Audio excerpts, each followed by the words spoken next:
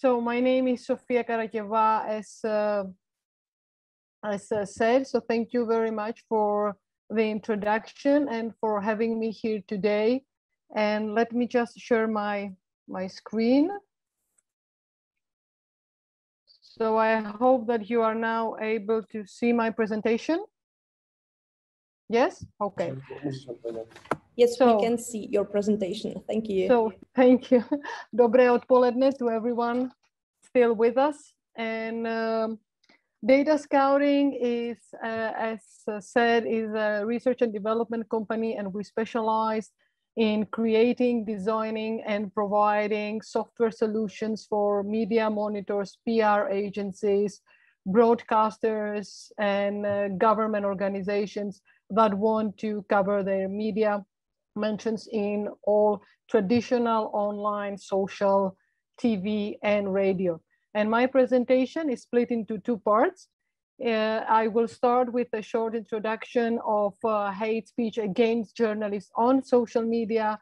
And in the second part, I will be talking about DataScouting role in EU-funded project called DAX, which was a data-driven approach aiming at countering hate speech against journalists. So let me just start with some facts. Early 2021, social media accounted 4.2 billion users in the world. This is an impressive number as it grew by 30% compared to 2019, mostly because of the coronavirus pandemic. And this is an irreversible growth as the trend will be to keep increasing. Facebook has been rated the least safe platform of the top 5 ones that journalists are using, and the others being Twitter, WhatsApp, YouTube, and Instagram. Even if only 1% of tweets contained offensive or hateful speech, it will still be equivalent to 5 million messages daily. Violence against journalists increased during the coronavirus pandemic on a global scale, and racists, misogynists, and oppressors are allowed a voice just because there are no clear rules and speech is uncountable and consequence-free. The Universal Declaration of Human Rights, Article 19, includes the definition of freedom of expression, saying that everyone has the right to freedom of opinion and expression. The right includes freedom to hold opinions without interference and to seek, receive, and impart information and ideas through any media and regardless of frontiers. But hate speech as such is not mentioned in the Universal Declaration of Human Rights. It is referred in the International Covenant on Civil and Political Rights.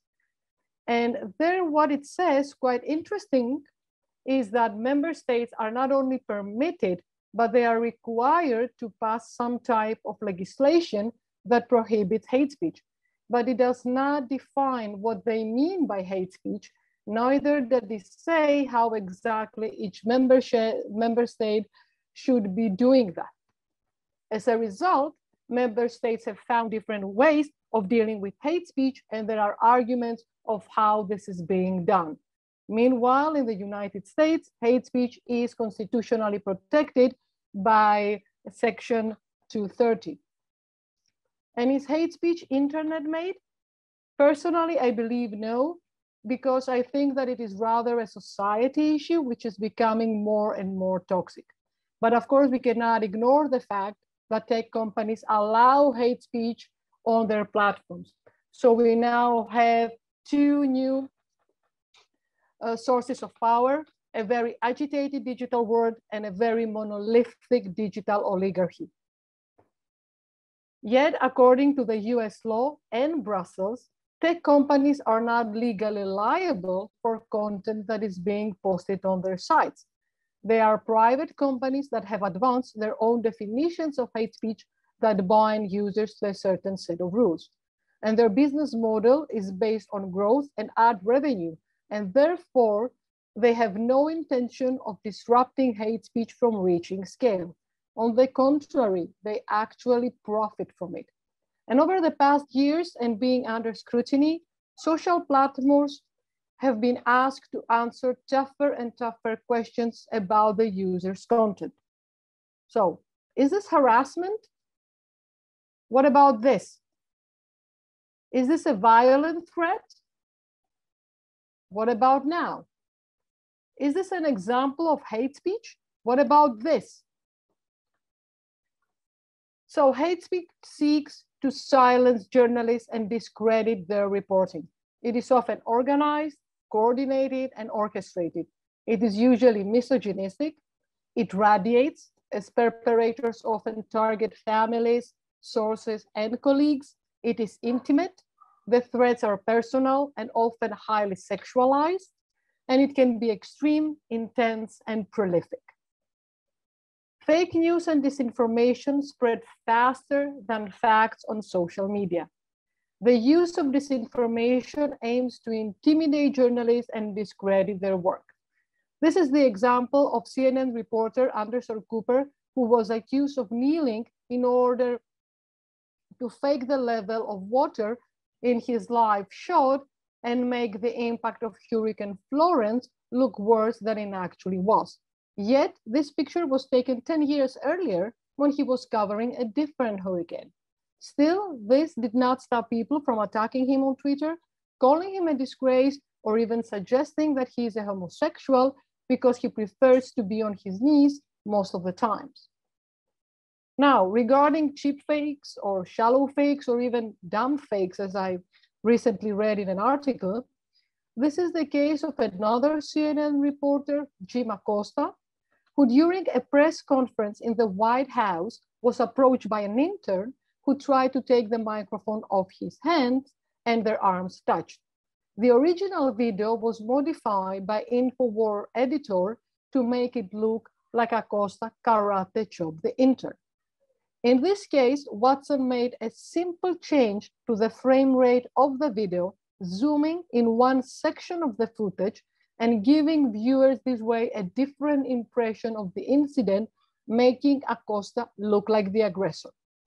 Facebook is only able to detect 2/3 of altered videos, and even under the new rules that were announced in January this year, this video would not be removed from the platform because it was not the product of artificial intelligence.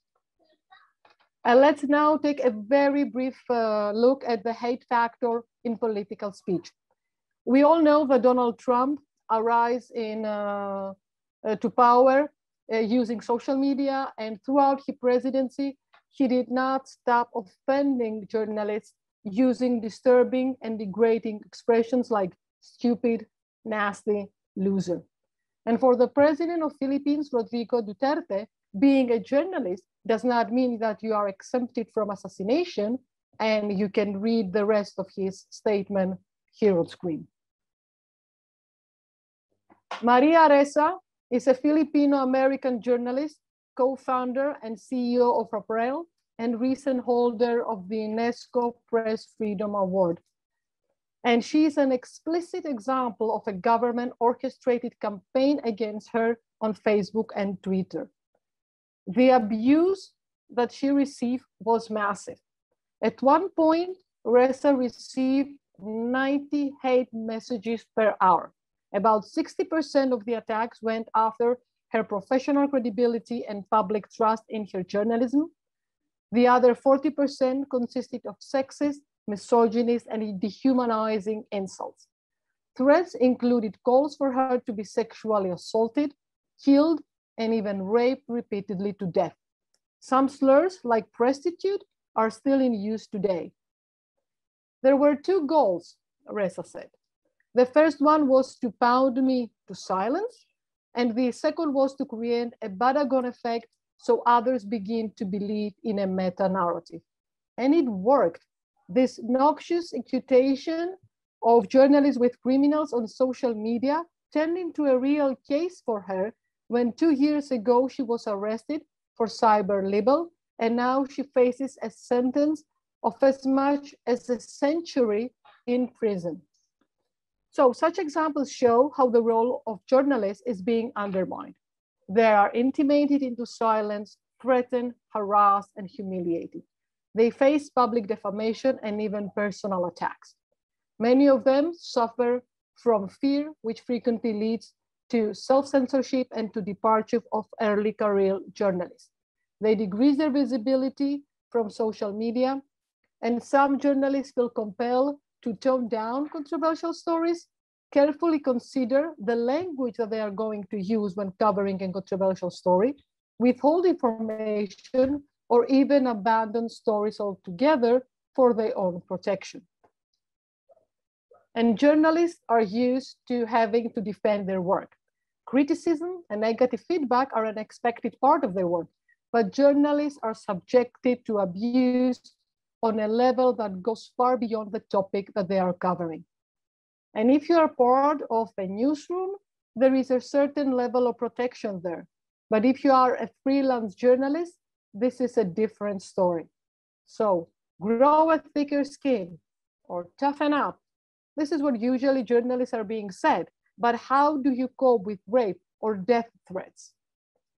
From malicious threats to actual intent, when online hate turns into a real life violence. In June 2018, a mass shooting occurred in the offices of the Capital Gazette, a newspaper in Annapolis, Maryland, in the US. The gunman, who actually expressed his intent of killing on Twitter, shot and killed 5 journalists and left 2 more employees injured. And while hate speech threats are real, journalists and media organizations are still not well equipped to fight them. But we want to give agency back to the attack. The EU has funded several projects related to hate speech, including the DAX project that was awarded to DataScouting and the European Journalism Center. Together, we develop a deep learning-based hate speech detection model and open source hate speech databases. With an early warning mechanism, journalists can now identify instances of hate speech against themselves, software assisted in near real time, recognize concerted hate speech campaigns, identify originators of hate speech in order to take countermeasures, such as to publicly expose the tactics and strategies of hate speakers in order to diffuse their impact and to more easily notify platform operators about instances of hate speech. So how was hate speech tracked and reviewed within the DAX project? Well, we started with Twitter, and we had to scale it down to accounts of journalists and news outlets in the 5 languages of the project, being English, German, French, Spanish, and Greek. And then we collected millions of tweets in order to track instances of hate speech. But I will leave Stavros to share with you some more facts about this. We provided our annotators detailed guidelines that included a single definition of hate speech in order to achieve consistency, yes or no, or multiple choice questions, test cases as words take on new meaning, often dependent on context, and instructions along with examples when offensive speech slides into hateful territory. Now, unlike violent extremism, hate speech is often subtle or hidden. So you need an interdisciplinary approach from linguistics to machine learning to identify both explicit and implicit hate speech by classifying secret codes and stereotypes. The challenges that we face with the annotations were many, and I will start with slang, as it is ever shifting, it transforms, and it can be disguised. There are positive and negative slang words that need to be distinguished, especially as slang is not part of the common vernacular used to train a model. So in the tweet that says, fish and chips to you too, what that person actually meant was that he wished you to get a sexually transmitted disease. So not easily spotted and surely not something nice to say. Another challenge were paralinguistic signals, such as emojis and hashtags. Even a smiling faced emoji, when used in the wrong context, can be traumatizing for the person that is being targeted. And what we observed with the F word was that when it was used outside of a hashtag alone in a tweet, more than 97% of the tweets were considered hateful or offensive. Another form of harassment that we spotted was the use of triple parentheses, also known as the echo symbol, that is being used around a person's name for harassment. In this case, we have a tweet using triple parentheses around journalists. We also need to realize that people who spread and create toxic content spend countless of hours figuring out how they are going to avoid getting flagged by annotators and artificial intelligence. So they will use pseudonyms like Jews or Gas in order to attack Jewish people. They will deliberately misspell words and use abbreviations. They will use bad grammar. And there is also a tendency to replace letters with similar looking numbers. So for example, the letter E would be replaced with number 3 and S. Coded hate is very hard to spot. So for example, in the email by Milo Yiannopoulos, we can see the number 1488, where the first stands for the famous 14-word slogan or used by white supremacists and neo-Nazis to signal their ideology, and 88 represents Heil Hitler. We observed that the same words were not being treated the same way across the different languages of the project. So we had to examine the different use of the same word by different users and by different audience members. So for example, the N word is not allowed in Germany. And in fact, the majority of tweets containing this word are being deleted.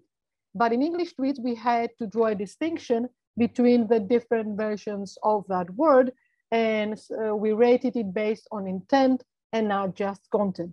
So we realized that when related to sports or music, there were cases when it was expressed in a positive way. And some behaviors are specifically developed for online. So another challenge that we faced was to distinguish the different forms of language used by particular groups.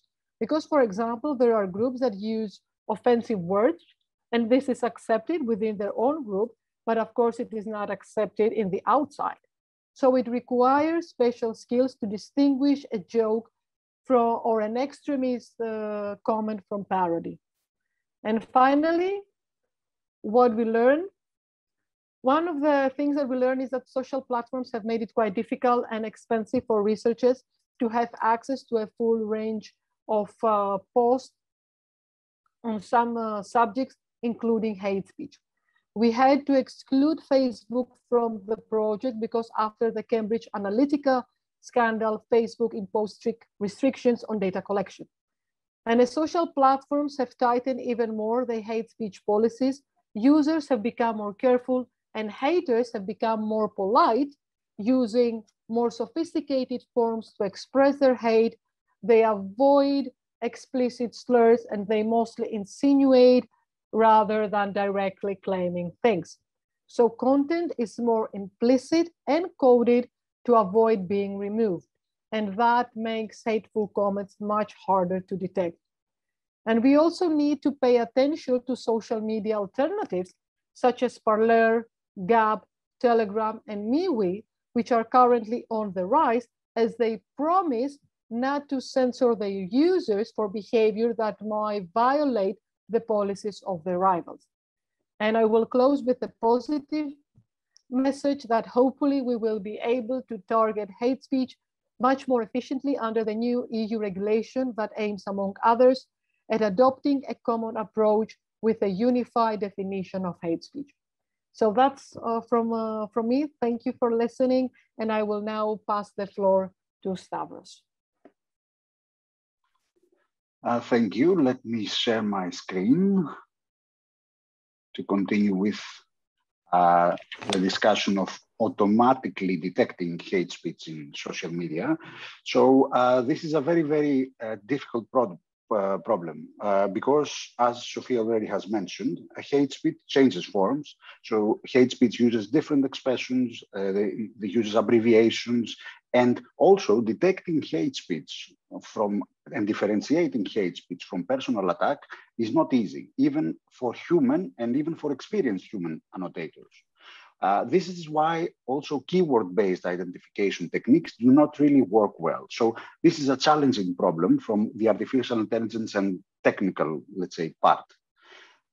Also, some more challenges arise when you start working with the problem, because hate speech may have a lot of impact to journalists or the normal person, but as a ratio of the total number of social media posts, hate speech is very rare. So it's not easy to randomly pick social media posts and find social media posts which are basically hate speech. So creating a data set with hate speech is very challenging, although there are hundreds of researchers and of course all the social media platforms that work on automating hate speech detection. Open data sets are very hard to find, and if they are available only for specific languages without too many, let's say, expressions of hate speech. Also, across different projects, different definitions of hate speech are used.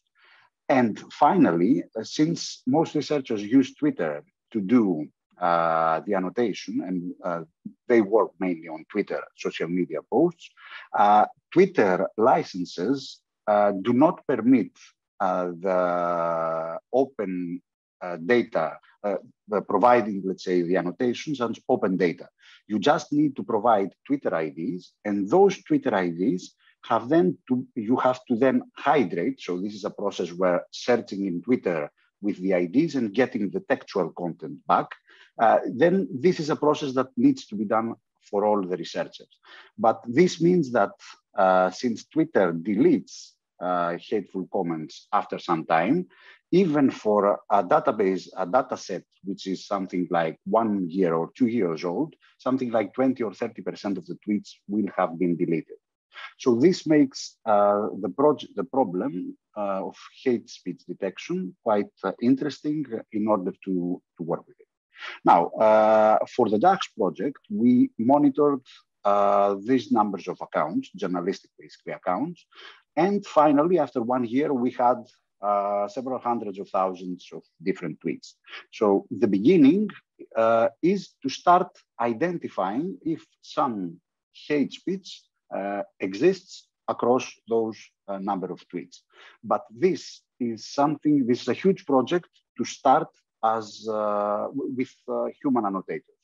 So what we decided is to use transfer learning. So we created a neural network model of a similar concept, but a lot more general concept, which is the personal attack concept. So we created a neural network model of personal attack using Wikipedia data.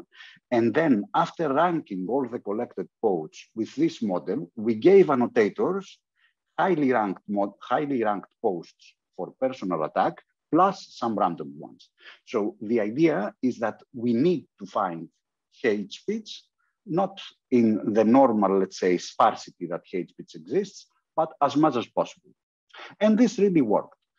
Also, we created some keyword-based querying in order to identify initially hate speech and then create our first hate speech dataset. So this was the first thing that we did for the project. And with this limited, of course, dataset of hate, we started creating our models for hate speech recognition. Now, without getting too technical, we decided to go for an ensemble model. So ensemble models basically means that you create different modules with different neural network architectures. So we used convolutional neural networks, we used skipped convolutional neural networks, LSTMs, etc. And the idea is that you try to combine the predictive power of all those different models in a single model. So you have something like 5 different models voting about the decision of whether this particular tweet that I have in front of me, is it really hate or not? So this ensemble model created the best results for us. So the precision and recall in a macro average perspective, was ranging from 85 to 87% and 69 to 78%. So these were quite good numbers for detecting hate speech across the 5 different languages that we also mentioned. Now, after creating this first model of hate speech, the next task for the project was to optimize annotation. So since now we have a good model, the first model of hate speech, the idea is to help to make this model help us in sampling hateful comments. So we use this model to get as more hateful comments as possible and feed them to the annotators. So the annotators basically were fed with more hate than if we did random sampling. And also the annotator process also included social media posts that the ensemble model was confused about. So take into account that if you give a neural network model too much hateful tweets that the model is 100% sure that they are hateful, then the model will not learn something more, will not become better. The same thing is if you provide to the model tweets that are not hateful at all. So the idea is that you need to feed the model tweets that are helpful in the way that the model is basically unsure of if this is really hateful or not. So the idea is that we ranked all the social media posts based on the sureness of the model, and we provided also the annotators some social media posts that the model was confused about. We found out that the model accuracy rose with 35% less human work, so 35% less annotation.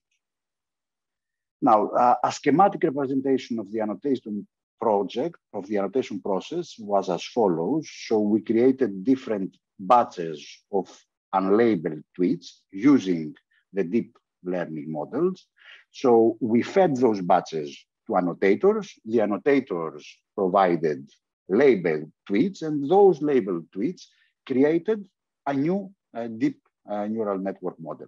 So we did this process 3 times, and the final models were derived after this 3-round process. Now, the dataset, the final dataset that was created from this project, and that included the English, German, Spanish, French, and Greek language, had basically had these numbers. So we had a total number of 7,159, for example, positive hate speech messages, and 84,000 approximately negative hate speech messages. And similar numbers, but of course quite lower with the other languages. So these are the data sets that we have open sourced basically, which are available online. And these are the data sets that we keep on working in order to get more data included. So the current work that we do as a team is we keep on collecting social media posts annotated by interested users. We have an online platform, hatedetection.com, that does exactly that. Then the second step of the process is we evaluate the annotation quality, and we still work with making the artificial intelligence behind that better. So we work with BERT, which is a pre-trained language model that hopefully, when our results will be finished, will significantly boost accuracy. So this is a project that we are very interested in, also as a company, and this is something that we keep working on from the technical perspective. So thank you very much. That was my presentation on the difficult aspect of automating hate speech in detection of hate speech in social media.